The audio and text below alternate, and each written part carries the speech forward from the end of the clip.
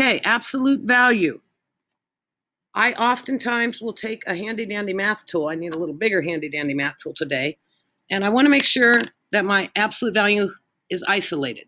So I always write absolute value isolated. That means it's all by itself in one side of the equal sign. Well, all of the ones you have today, they're already isolated. So I wanted to start off real simple. I'll get a little more involved when we get to Monday. I draw my walls and I look in the left-hand side. All I see is an absolute value. I don't care what's inside right now. Okay, so that's why I say I take a handy-dandy math tool and I try and cover up what's inside there. I don't care what's in there just yet.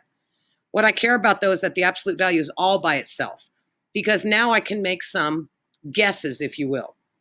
I'm going to go to step 3 because I haven't explained step 2 yet.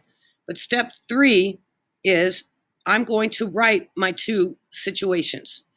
Write your two, and I'll call it equations.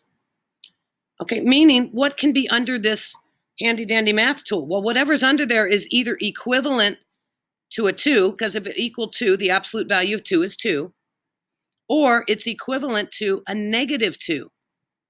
Because if I had a negative 2 under here, the absolute value would strip away the sign. A negative 2 is 2 units from 0 on a number line. The absolute value of negative 2 would be 2. So whatever's under here needs to get written over here in these squigglies. So you're going to have two equations. I'm going to write a double wall so you can see my two equations. What's under there? Well, in this case, my example says it's n plus 8. So you write that twice. You don't change anything here. The n plus 8, whatever this is, has to either be equal to a 2 or a negative 2. Because when I cover up, you guys would guess, hey, there's a 2 under your finger.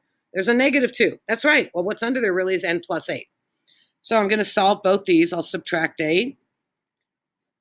N is equal to difference sign, subtract negative 6, or here when I subtract, be careful, same sign you add. So like n could be a negative 6 or a negative 10.